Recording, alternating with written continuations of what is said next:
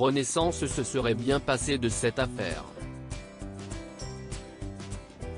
En plein débat houleux autour de la réforme des retraites, qui a mobilisé plus d'1 million de manifestants il y a une semaine, le parti d'Emmanuel Macron se retrouve embarrassé par des révélations sur l'un de leurs élus.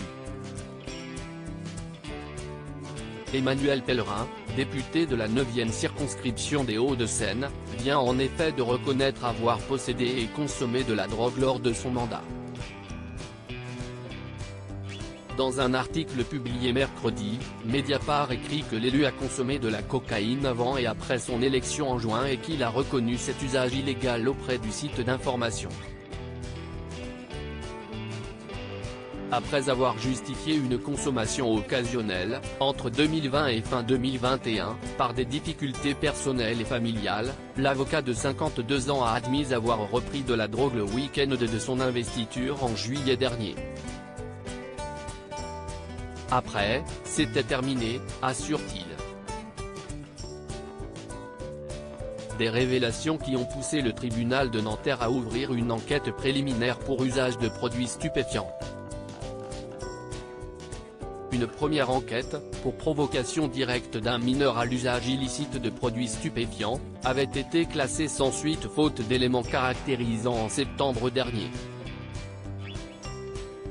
Ces investigations avaient été menées à la suite de déclarations de son fils de 11 ans, qui a raconté à sa psychologue que son père lui avait présenté une boîte contenant des produits stupéfiants. J'ai dit, à mon fils, tu vois, c'est la boîte dans laquelle il y avait de la drogue, s'est défendu Emmanuel Pellerin auprès de Mediapart, promettant que le geste avait une dimension symbolique pour lui montrer qu'il en avait terminé avec les stupéfiants. Supérieur à découvrir notre diaporama sur Emmanuel Macron et les hommes qui ont compté dans sa vie. Emmanuel Pellerin exclu de Renaissance. En attendant que la justice se prononce, CIST Renaissance qui va bientôt trancher.